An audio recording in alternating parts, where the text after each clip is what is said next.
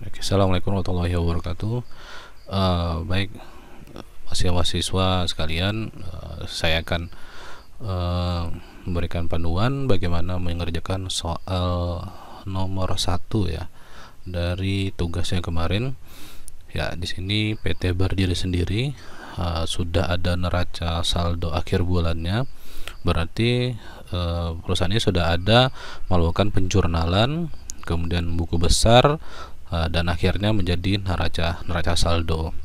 Namun di sini PT berdiri sendiri dalam soalan nomor 1 ini sudah ada kasnya, ada piutangnya, ada persediaan barang dagangannya, dan seterusnya.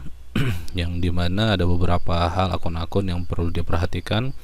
Yang pertama terkait dengan karena ini belum adanya penyesuaian, maka di sini pasti soalnya karena sudah ada neraca saldo pasti ada yang disuruh adalah untuk melakukan penyesuaian. Di sini ada beberapa hal yang harus disesuaikan dengan melakukan penjurnalan penyesuaian. Jadi soal ini form-form yang dibutuhkan, pertama adalah jurnal penyesuaian, kemudian neraca lajur, dan selanjutnya diminta untuk melakukan setelah ada neraca lajur buat neraca, buat laporan laba rugi dan laporan perubahan modal. Oke. Itu hal-hal form yang harus diperhatikan dan harus dimiliki. Selanjutnya di sini ada beberapa akun yang sudah tersedia di sini. Oke. Kemudian adanya yang perlu diperhatikan di sini cadangan ya. Kemudian perlakuan toko, perlakuan kantor yang biasanya harus ada penyesuaiannya. Kemudian asuransi dibayar di muka. Kemudian ada ini akumulasi ya, misalnya gedung toko.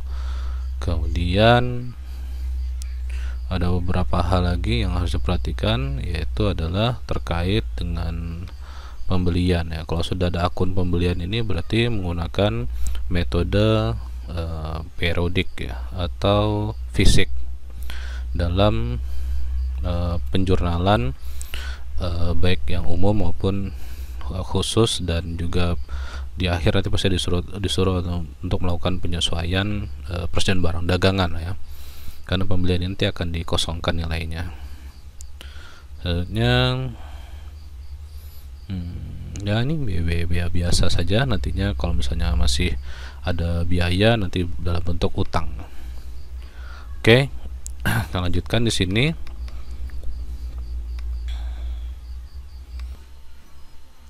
Oke, nomor 1 di sini terdapat piutang yang tidak dapat ditagih karena debitur dinyatakan pailit sebesar 1.056.000 ya, belum dicatat dalam pembukuan. Jadi di sini ada piutang yang tidak akan tertagih ya, karena si pelanggan ini dinyatakan pailit. Artinya pailit itu perusahaannya bangkrut ya.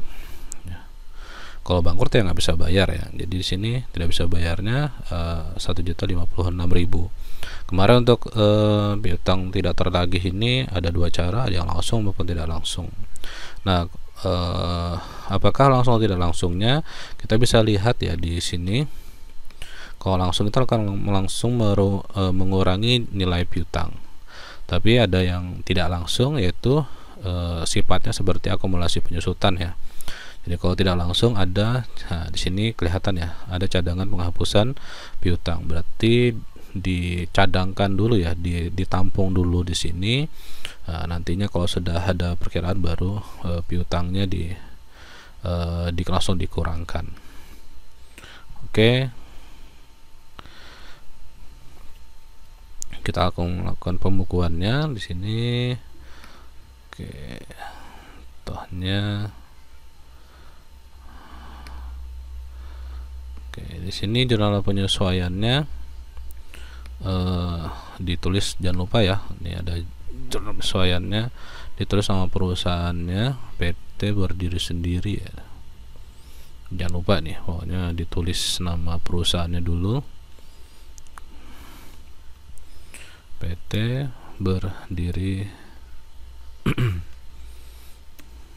sendiri. Oke, bulannya bulannya di sini bulan Desember ya. Jadi tulis saja di sini 31 Desember 2023.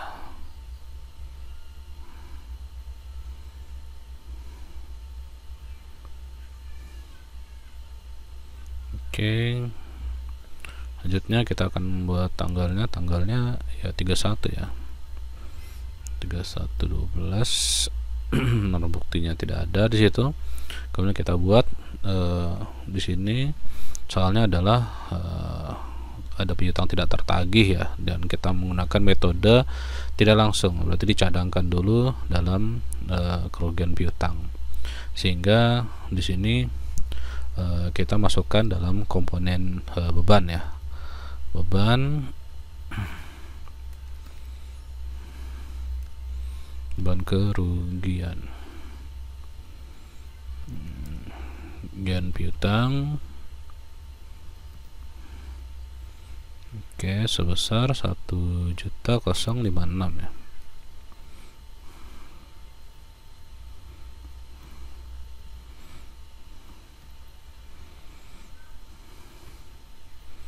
Kemudian untuk kreditnya yaitu adalah cadangan kerugian piutang.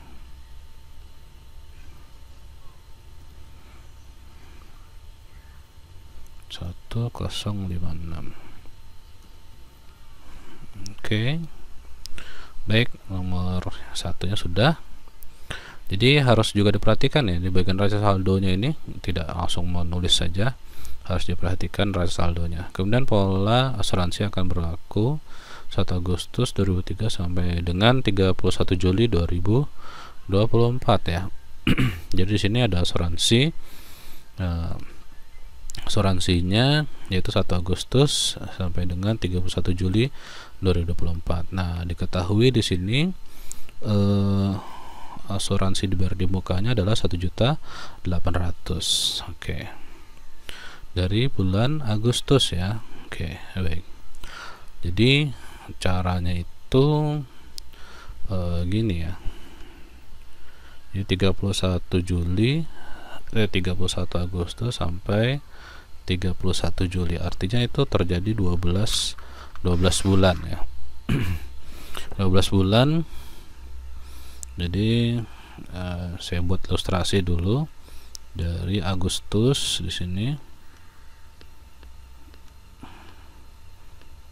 Agustus sampai ke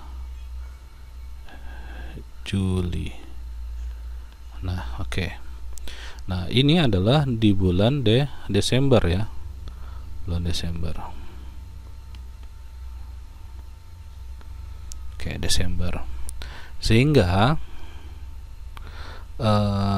asuransi tersebut yang sudah dipergunakan sudah berapa lama ya. Jadi karena ini menjadi penyesuaian ya, berarti di bulan Desember belum ada perhitungan ya.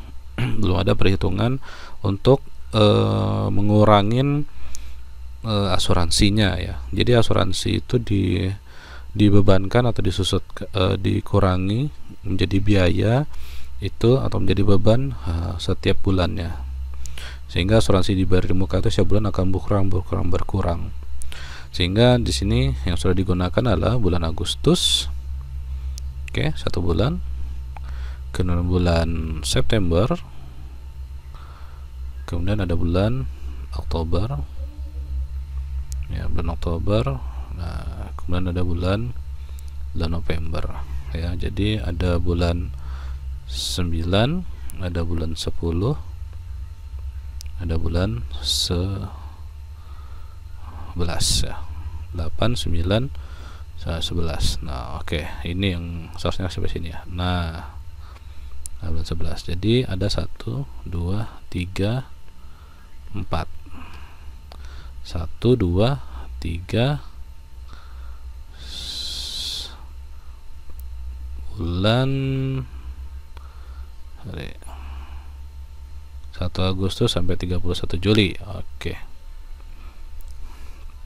Agustus 1 2 3 4 ya. Agustus September Oktober November. Oke, Desember mau dikenakan ya. Berarti di sini sudah ada berkurang sebanyak 4 kali. Jadi 4 kali bulan. 4 kali bulan ya. Desembernya belum nih. Desembernya belum. Berarti masih berapa sisanya ya? Jadi bulan Desember ya, bulan Desember, Januari, Februari, Maret, April, Mei, Juni, Juli ya. Berarti masih ada 8 ya.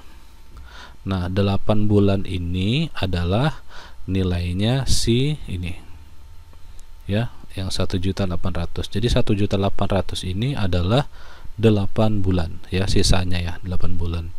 Sehingga kita berapa sih pembebanan asuransi per bulannya?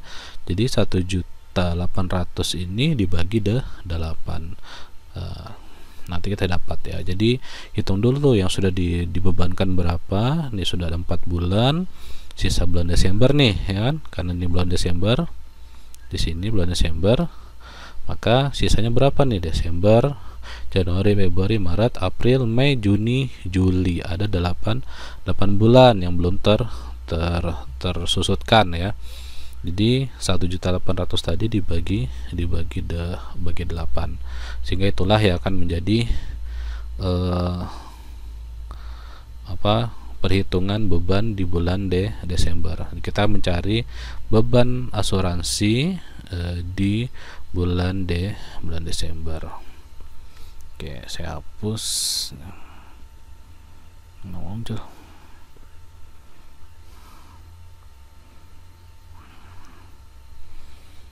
Oke, masih loading.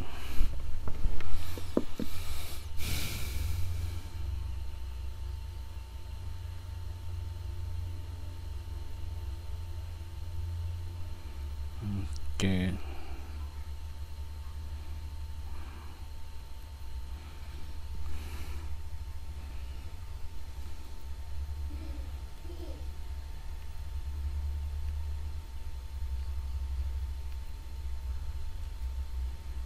Oke, jadi tanggal 31 lagi.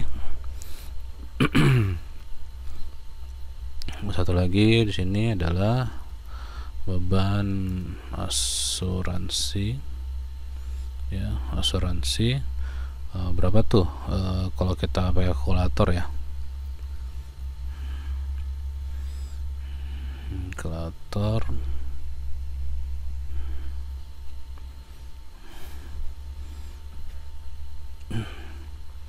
jadi 1.800.000. Oke, ini adalah 8 bulan ya, lagi 8. Oke, 225 ya, 225 nanti pada asuransi dibayar di muka kreditnya. Disesuaikan ya namanya, asuransi dibayar di muka 225.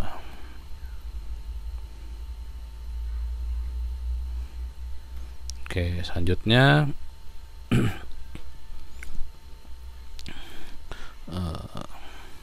gedung toko disusukan segaris lurus 15% per tahun. Oke, jadi kita lihat gedung toko ya, 15% per tahun. Jadi 15% per tahun ya. Nah, gedung toko ini 15% per tahun, jadi 210 juta, kemudian dikali 15% yang tahunan tadi. Nah, nanti akan mendapatkan penyusutan selama setahun. Nah, karena itu masih setahun, nanti dibagi 12 lagi ya. Oke, langsung saja kita akan eksekusi di sini. Coba kita hitung dulu ya. 210 juta dikali dengan 15%. Oke. Nah, ini adalah beban penyusutan selama 1 tahun. Karena ini kita hitungnya per bulan, maka dibagi 12 dulu, sehingga kita dapatkan berapa sih beban sebulannya. Untuk beban penyusutannya ya 2.625 2625. Oke, langsung saja kita masukkan di sini ke 112 beban penyusutan gedung toko ya. Oke, berapa tadi? 2625. Oke, selanjutnya kemudian akumulasi. Oke, disamakan ya, nanti nama ininya akumulasi penyusutan, saya singkat aja ya.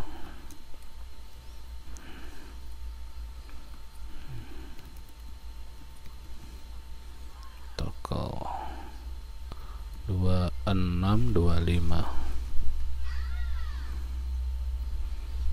Oke, selanjutnya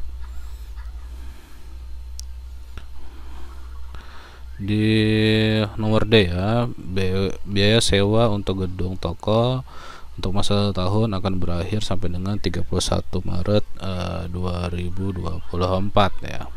Biaya sewa untuk satu gedung kantor 1 tahun yang akan berakhir sampai dengan 31 Maret 2024. Nah, jadi di sini kita akan lihat, nah ini nomor yang D ini agak tricky ya, jadi harus hati-hati ya. Nah, di sini ada biaya sewa, yaitu adalah 2.520.000 ya, disewa ini untuk masa 1 tahun ya, masa 1 tahun. Maka yang D ini agak tricky ya untuk melakukan penjurnalannya. Nanti beban sewa ini kita hanya akan akui selama satu bulan saja ya. Kemudian nantinya sisanya dari bulan ya 11 bulan sampai 31 Maret ya nanti. Jadi di sini Desember, Januari, Februari, Maret. Jadi ada 4 bulan saja ya. Jadi gedung kantor ini dibayar 4 bulan, tapi masih dalam bentuk biaya sewa. Nanti di bulan Januari dan seterusnya itu menjadi sewa dibayar di muka ya. Jadi jurnalnya adalah kita masukkan saja di sini, di sewanya 2520 ya. Oke, 250. Nah, kita cari dulu per bulannya ya. Karena tadi dari bulan Desember sampai bulan Maret ya. Oke, pastikan lagi sampai Maret ya. Oke, sampai bulan Maret 31 Maret. Jadi ini bulan Desember ya. Bulan Desember sudah bayar sewanya ya. Kemudian sisanya itu tinggal berapa bulan tuh? Maret ya. Jadi Januari, Februari, Maret, 3 bulan.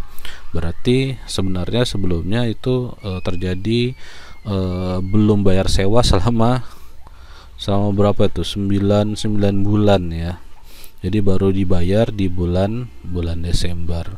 Jadi 9 bulannya itu termasuk terhutang ya.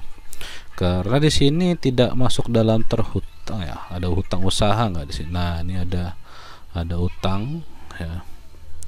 Sebenarnya nanti soal ini agak tricky soalnya ya.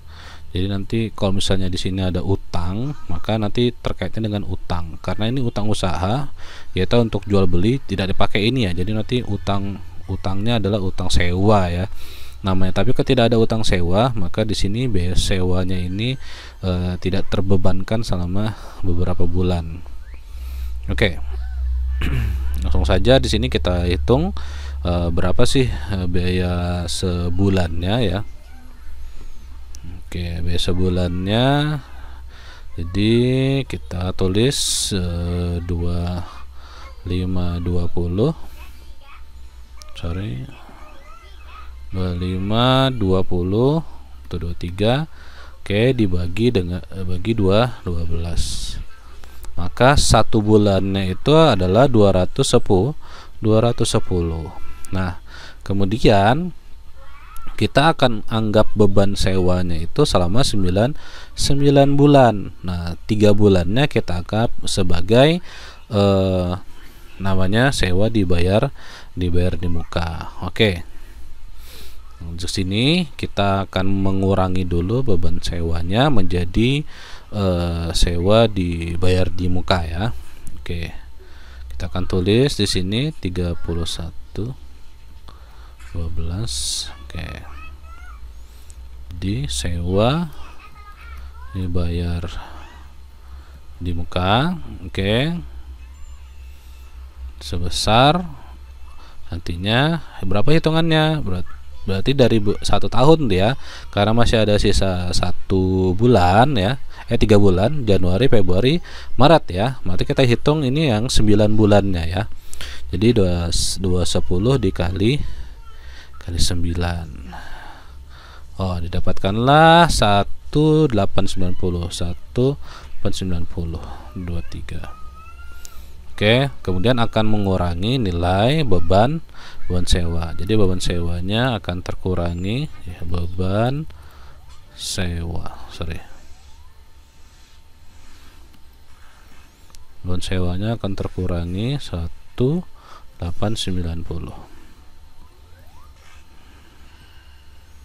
Oke, kemudian selanjutnya ada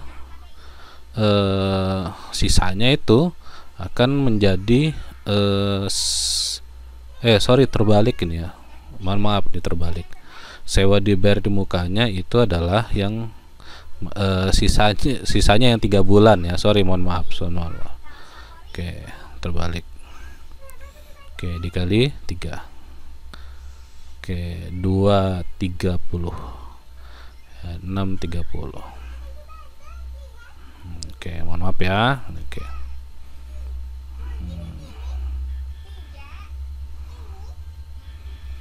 630. Oke, jadi seperti ini ya nantinya menjadi sewa dibayar di muka 630. Beban sewanya akan berkurang tuh karena dia hitung setahun. Nah, hitung setahun sudah dibayar lah ya, dia bayar. Ternyata masih ada 3 bulan. Nah, 3 bulannya tadi menjadi sewa dibayar di muka ya selama 3 bulan. Nah, begitu ya untuk penyesuaiannya. Kemudian selanjutnya adalah bunga bulan Desember 2003 atas wesel bayar sebesar 213.600 belum dibayar ya. Jadi ada bunga yang harus dibayar ya sebesar 213.600 belum dibayar. Nah, akan menjadi hutang ya. Jadi 213.600 ya. Jadi ada beban bunga ya, namanya beban bunga. Kita lihat dulu di sini ada beban bunga nggak? Nggak ada ya. Oke. Beban bunga wesel ya. Bunga wesel sebesar 213.600. Oke, kemudian pada utang karena belum dibayar ya. Karena belum dibayar jadi utang bunga wesel 213.600. Oke, selanjutnya yang F, barang dagangan yang dibeli secara tunai sebesar 3840 dan yang masih dalam perjalanan dan belum catat dalam pembukaan perusahaan. Ya, karena ini metode fisik membutuhkan kehadiran barang secara fisik ya. Maka kita belum bisa akui barangnya ini sebagai pembelian ya, atau barang persediaan barang karena barangnya belum diterima tapi sudah dibayar. Nah, ini anehnya ya. Jadi kita belum bisa yang kita akui adalah barang yang ada di dalam gudang ya. Kalau masih dalam perjalanan kita belum akui. Jadi bagaimana nantinya jurnalnya? karena ini bayarnya sudah tunai ya, tunai. Kita buat jurnalnya di sini, sorry, 3840 ya, 3840. Oke, kita akan buat namanya adalah pembelian. Ini kan menjadi ini ya, menjadi neraca ya, nanti menjadi aktiva ya, nanti akan timbul akun ini di dalam neraca di bagian aktiva. Posisinya ada di bawah persediaan ya, pembelian dalam perjalanan. Namanya juga bisa diubah ya, apakah itu pembelian, apa itu persediaan ya, persediaan dalam perjalanan. Tentunya berbeda dengan persediaan barang dagangan, karena persediaan barang dagangan kita harus menghadirkan fisik ya, menghadirkan barang ada di gudang ya. Jadi berapa tadi, 3.840, 3.840. Oke, kemudian karena bayarnya tunai, maka bisa kas, bisa bank ya. Kita lihat akunnya yang ada tersedia kas saja ya, yang tersedia ada hanya kas saja. Terus di sini kas sama nilainya 3.840.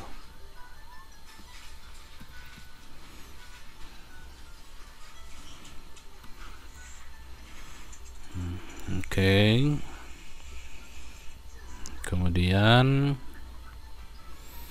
yang F sudah, yang G ya, perlengkapan toko yang sudah dipakai sebesar 5424, sedangkan perlengkapan kantor yang masih ada yaitu 540. Jadi harus dibedakan ya, yang sudah terpakai artinya ini sudah yang digunakan ya nilainya, kemudian ada yang masih ada. Oke, kalau kata-katanya sudah terpakai, berarti inilah yang kita, angka inilah yang akan kita jurnal ya. Langsung saja perlengkapan toko ya, perlengkapan toko ya, 3112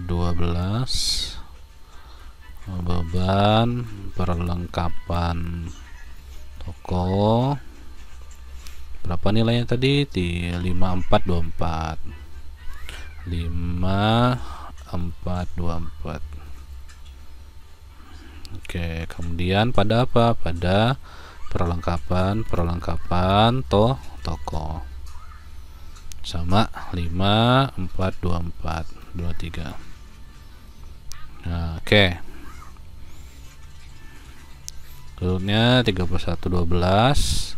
Nah, yang kedua ini adalah perlengkapan kantor yang masih ada, berarti yang tersisa ini nantinya kalau di neraca nilai 540 inilah yang akan masuk, yang akan tercantum. Bagaimana 540 ini bisa tercantum? Maka kita harus lihat di sini berapa nilai perlengkapan toko ya, 2676 ya, 2676. Nanti 2676 dikurang 540, 2676 dikurang dengan 540. Oke, didapatkan hasilnya 2136. Oke, 2136 lah ini menjadinya, jadi beban ya, beban perlengkapan kantor. Waduh, ayo lupa saya. 2136 ya, 2136.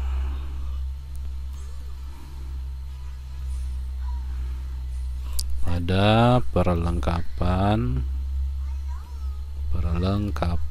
kantor 2136. Oke ya, 2136. Oke, sudah. Selanjutnya kita ke soal berikutnya, yaitu persediaan barang dagangan akhir yang belum terjual sebesar 21 juta, dia kurang 0 ya. Oke, jadi prinsipnya adalah kita catat dulu barang masuk, berapa, kemudian barang keluar berapa ya. Barang masuk berapa dan barang keluar berapa, itulah yang akan menjadi HPP ya. Barang masuk berapa, barang keluar berapa. Oke, saya tidak akan terlalu menjelaskan ini karena saya rasa kalian bisa ya untuk menghitung ini. Kemudian lihat soal-soal yang kemarin dan rumusnya seperti apa, barang masuknya berapa, barang yang terkeluar berapa ya, sehingga nantinya ada terhitung persediaan barang dagangan, kemudian ada HPP-nya. Oke, dari pembelian ada retur ya di sini, ada ini ya, ada pembelian, ada retur pembelian. Nah itu yang akan menjadi, kalau pembelian berarti akan menambah, kalau retur berarti akan mengurangin ya. Berarti ini termasuk barang keluar, berarti berapa selisihnya. Kemudian setelah itu diperhatikan adalah barang yang tersisa sebesar 21 juta. Saya tidak akan membuatkan, nanti kalian hitung sendiri. Selanjutnya terdapat biaya-biaya yang belum dibayar sebagai berikut: biaya gaji karyawan 4.140.000, beban gaji 22.020.000, kemudian rekening listrik atau telepon. Nah, karena ini ada kata kuncinya belum dibayar, artinya uang tidak keluar ya. Karena belum dibayar tapi sudah ada tagihannya ya, tagihan untuk biaya gaji karyawan toko, kantor, dan ada rekening listrik, air, dan telepon, maka ini akan menjadi hutang ya. Ini akan menjadi hutang. Maka karena ini bukan masuk dalam hutang usaha, boleh nanti hutang namanya, kalau di sini sudah ada utang bunga wesel ya, ada utang bunga wesel. Nah, kita tuliskan saja utang utang lain-lain ya, boleh ya, kita buat di situ 31 12 ya. Nanti ada beban-bebannya, beban gaji karyawan, di sini toko. Oke, ada berapa? Gaji toko 4140 ya, kalau ini kan baru ya, 1440. Kemudian beban gaji karyawan kantor, beban gaji karyawan kantor 2220.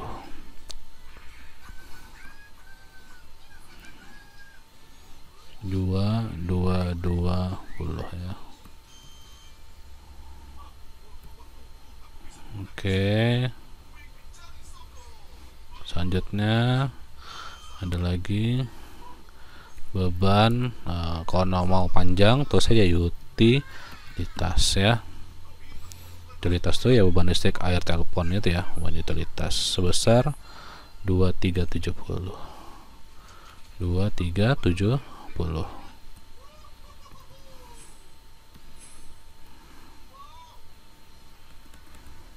Pada utang lain ya, boleh gitu ya.